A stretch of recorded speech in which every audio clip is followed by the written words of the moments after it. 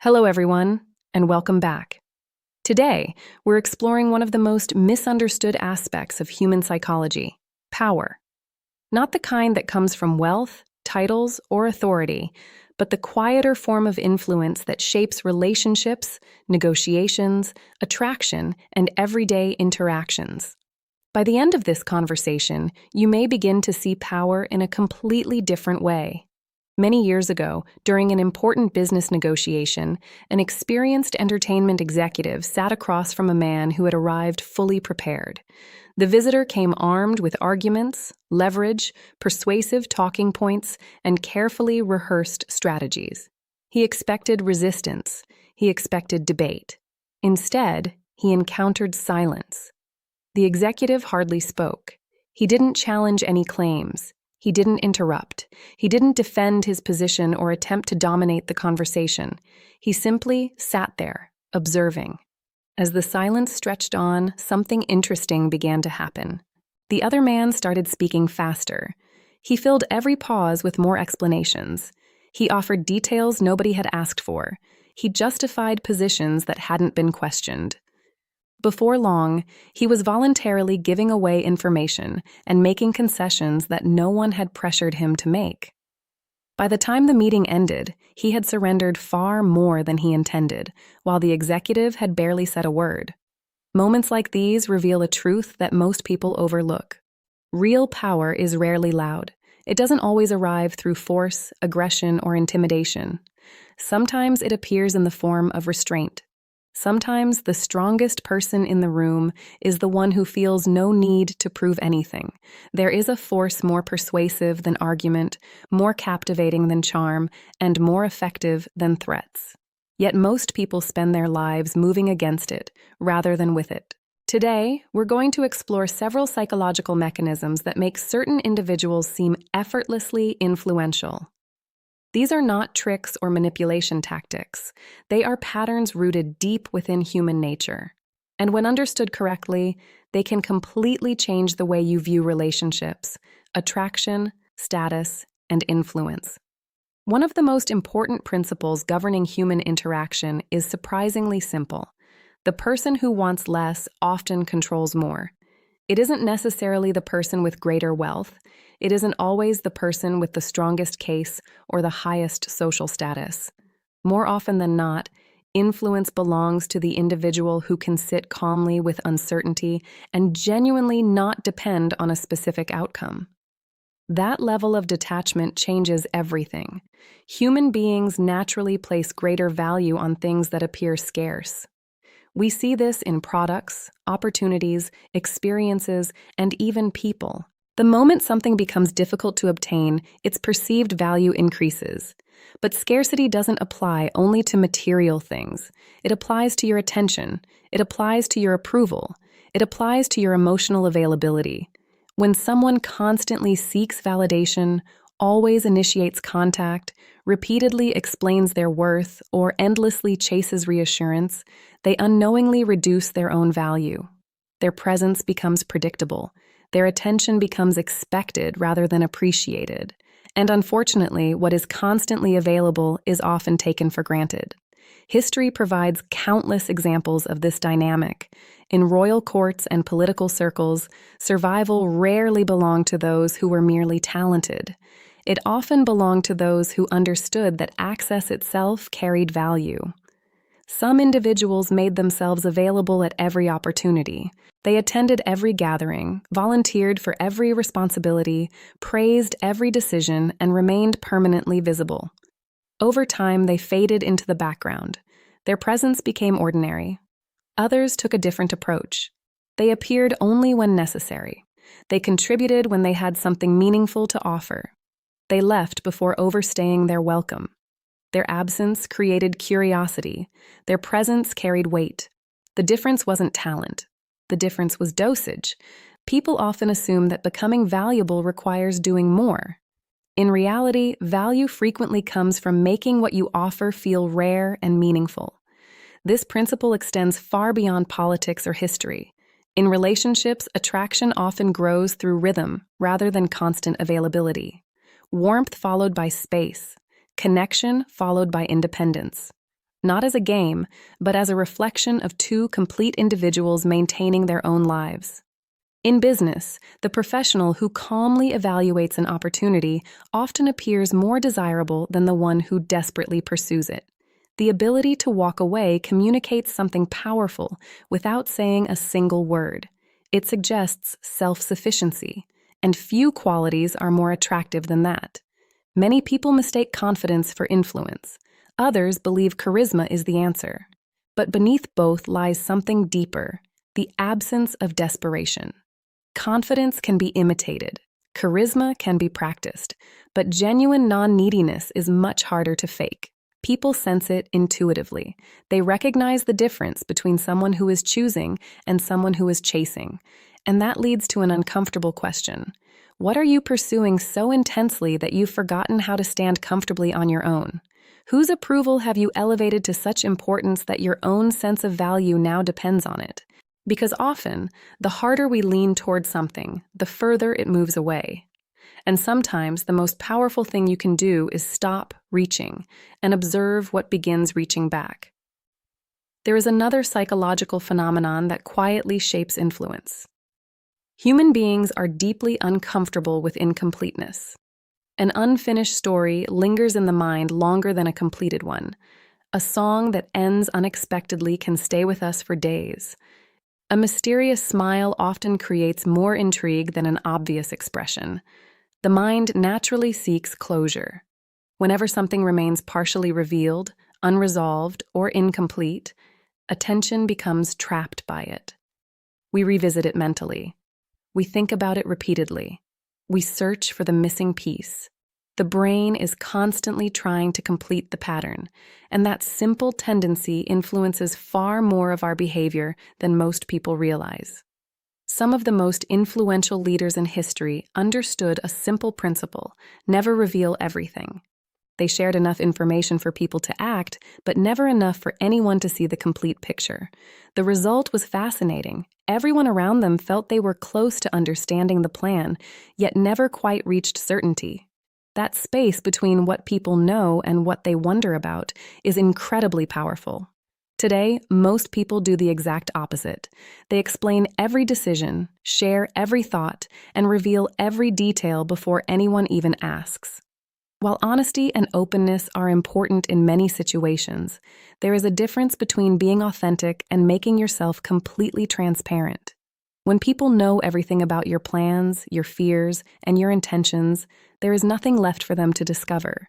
The mystery disappears. What makes someone memorable is often not what they reveal, but what they leave unsaid. Think about the people who have stayed in your mind the longest. Were they the ones who told you their entire life story within the first hour? Or were they the people who left you with unanswered questions? The people whose actions didn't perfectly match expectations? The people who seemed comfortable with silence? The people who revealed themselves one layer at a time? Human beings are naturally drawn toward unfinished stories. We become curious about what we cannot fully explain. But mystery should never be confused with deception.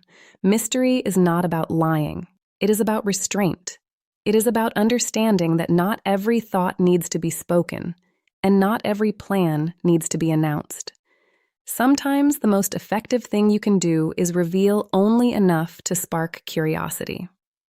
Imagine someone asks what you've been working on lately.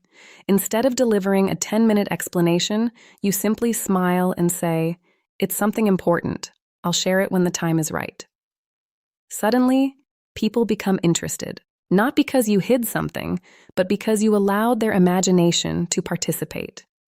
Curiosity creates attention. Attention creates investment, and investment creates influence. There is another pattern hidden beneath many social interactions, one that reaches far back into our biology. In nature, weaker animals often display submissive signals when encountering a stronger rival. They lower themselves, avoid direct confrontation, and communicate that they are not a threat. Human beings have their own version of these signals. We hear them every day. "I'm sorry to bother you. I know you're probably busy. Just checking again in case you missed my message." Individually, these phrases seem harmless. But when they become a habit, they communicate something deeper. They suggest uncertainty. They suggest that the other person's time, attention, and value are somehow greater than your own. And while this approach may occasionally produce short-term results, it often comes at a hidden cost. People may respond, they may agree, they may even help. But respect rarely grows in an environment where one person consistently places themselves beneath another. Some of the most respected individuals throughout history possessed very little in terms of status, wealth, or formal authority. Yet others were drawn to them because they carried themselves with a quiet sense of self-sufficiency. They did not demand attention. They did not chase approval. They did not organize their lives around pleasing everyone around them. Instead, they projected a simple message: I know who I am, with or without your validation. That mindset creates a different kind of presence. When someone appears emotionally dependent on an outcome, people instinctively sense it. Whether it's a business deal, a friendship, a promotion, or a romantic relationship, desperation tends to weaken influence. The more someone feels they cannot survive without a particular result, the more power they unknowingly hand away. On the other hand, people who remain grounded regardless of the outcome create a sense of stability that others naturally respect. This doesn't mean becoming cold or detached. It means understanding the difference between wanting something and needing something. You can want success without depending on it for your identity. You can want a relationship without making it the source of your self-worth. You can want approval without requiring it to feel complete. That shift changes everything. Instead of thinking, I need this opportunity, you begin asking whether the opportunity deserves your time and energy. Instead of thinking, I need this person to choose me, you begin considering whether they truly belong in your life. The situation may look identical from the outside, but internally the balance of power has completely changed. People often call this confidence. Others call it charisma. But at its core, it is something simpler. It is the quiet strength of a person who has stopped asking the world for permission to matter. And that strength creates a gravity that others feel even when they cannot explain why. This brings us to another fascinating truth about human psychology. Most people assume that making themselves easier to access, easier to obtain, and easier to replace will make them more valuable. In reality, the opposite is often true. Several decades ago, researchers conducted an experiment that revealed something surprising.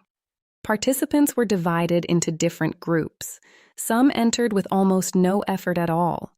Others had to work significantly harder before they could join. What happened next challenged common assumptions about value and belonging. The second group faced obstacles at every stage. The process was uncomfortable, demanding, and filled with moments that tested their patience. Yet when both groups finally reached the same destination, something remarkable happened. The people who had struggled to get there valued the experience far more. Nothing inside was different. The people were the same. The environment was the same. The benefits were the same. The only difference was the effort required to enter. Human beings naturally assign greater value to what costs them something.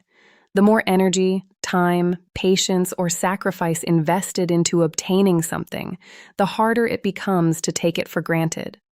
This principle quietly shapes relationships, careers, friendships, and even the way people perceive you. When you make yourself available at every moment, answer every request instantly, and continuously rearrange your life for people who would never do the same for you, you unintentionally remove the very friction that creates appreciation. Over time, people stop seeing your presence as valuable because they begin treating it as guaranteed. And what is guaranteed is rarely treasured. History repeatedly shows the same pattern. Leaders who made themselves endlessly accessible often lost influence. Their attention became common. Their presence became expected. Access stopped feeling special because there was no effort required to obtain it. On the other hand, those who carefully protected their time created a different atmosphere around themselves. People valued meetings with them. Opportunities to speak with them carried weight. Their attention felt significant because it wasn't available on demand. The lesson isn't about becoming difficult. It's about understanding value. Consider your own life for a moment. Think about the person who is always available, no matter the circumstance. The friend who never says no. The person who drops everything whenever someone calls. You probably appreciate them. But do you value their time the same way you value the time of someone whose schedule reflects purpose and priorities? Most people don't. One story tells of a craftsman whose work wasn't necessarily superior to everyone else's. There were others with greater technical skill and finer attention to detail, yet clients waited months for his services. Why? Because he refused to compromise his standards. He would not rush projects. He would not abandon existing commitments for higher-paying customers. People began talking not about his craftsmanship, but about his discipline. And suddenly, gaining access to his work became a status symbol in itself. The waiting became part of the value. His standards created demand. The same principle applies to your own life. You don't need artificial games. You don't need manipulation. You simply need standards. Protect your attention. Protect your time. Protect your energy. Not because you are trying to appear important, but because those resources are genuinely limited. Every time you say yes to something unnecessary, you are saying no to something meaningful. Every commitment carries a cost, and people should feel that your time has value because you believe it has value. Generosity is admirable, but generosity without boundaries often becomes self-neglect. The strongest people know how to give while still protecting what matters. When someone receives your attention, it should feel intentional, not automatic, not guaranteed, intentional. Something interesting happens when you begin living this way. People stop assuming you'll always be there, and they start appreciating the moments when you are. The dynamic changes. You are no longer chasing attention. You become someone whose attention is valued, and that shift can transform every area of life. But all of these ideas rest on a deeper foundation. Without that foundation, everything we've discussed becomes nothing more than performance, a temporary mask, a role that eventually cracks under pressure. Because real influence does not come from acting powerful. It comes from becoming internally aligned. And the greatest obstacle to that alignment is something few people ever confront honestly: self-betrayal. Think about all the moments when your instincts told you one thing, but your actions chose another. The times you agreed when every part of you wanted to refuse. The times you remained silent when you should have spoken. The times you tolerated situations that slowly drained your energy because confronting them felt uncomfortable. The times you sacrificed your standards to maintain someone else's approval. Those moments leave a mark, not because of what happened externally, but because each one weakens your trust in yourself. And self-trust is the hidden foundation beneath confidence. Without it, every strategy eventually collapses. You can create distance. You can become more selective. You can appear confident. But if deep down you don't believe in your own worth, people will sense the contradiction. Your words may communicate certainty while your behavior reveals doubt. And human beings are remarkably skilled at detecting that mismatch. The same applies to mystery. When mystery comes from confidence, it creates intrigue. When mystery comes from fear of rejection, it creates anxiety. One attracts, the other isolates. The difference is subtle but profound. Likewise, refusing to chase people only works when it comes from genuine self-respect. If you're constantly fighting the urge to seek validation while pretending not to care, the strain eventually becomes visible. True strength is relaxed. It doesn't need constant maintenance. It doesn't need endless performance. It simply exists. Many of the most resilient people throughout history experienced failure, rejection, humiliation, and disappointment. But what made them powerful wasn't their ability to hide those experiences. It was their willingness to learn from them. They stopped building identities around appearances and started building identities around character. That is where real confidence is born. Not from success, not from praise, not from status, but from knowing that you can rely on yourself. A person who has made peace with their flaws, accepted their past mistakes, and committed to honoring their own standards no longer needs to convince anyone of their value. Their presence communicates it naturally. People feel it, not because it is loud, but because it is real. And perhaps the most uncomfortable truth is this: the patterns that shape your life rarely begin with other people. They begin with you, the need for approval, the fear of rejection, the habit of over-explaining, the inability to set boundaries. These patterns don't only appear in one area of life, they follow you everywhere. They appear in relationships, friendships, work, family dynamics, and personal goals. The pattern repeats because the source remains unchanged, which is why the most important work is not examining every disappointment caused by others. The most important work is examining the moments when you abandoned yourself, the promises you broke to yourself, the boundaries you ignored, the standards you compromised. Because the moment you stop betraying yourself, something powerful begins to happen. You stop chasing strength, and you start becoming strong. Think about the moments when you knew you should have walked away but stayed anyway. The moments when you made yourself smaller so someone else could feel bigger. The promises you made to yourself and quietly broke. Not because you were weak, but because choosing yourself felt uncomfortable. These moments matter more than most people realize, not because they define you, but because they reveal patterns, and patterns shape lives. Write them down if you have to, not as a way of judging yourself, but as a way of understanding yourself. Because once a pattern becomes visible, it can be changed, and once it can be changed, it loses its power over you. Many people spend years searching for confidence, influence, and self-respect without realizing that those qualities begin with a simple decision: to stop abandoning yourself. The truth is that people can often sense how someone feels about themselves long before a single word is spoken. They notice it in the way you carry yourself, the way you set boundaries, the way you respond to pressure, the way you handle disagreement. When your actions constantly contradict your values, something feels unstable. But when your actions align with your principles, a different kind of strength emerges. It's difficult to describe. Your voice becomes calmer. Your decisions become clearer. You stop explaining yourself to everyone. You stop seeking permission. You stop asking the world to confirm what you already know. And people notice. Not because you become louder, but because you become more certain. They may not be able to explain the change, they'll simply feel it. Because what attracts people most is not perfection. It's congruence.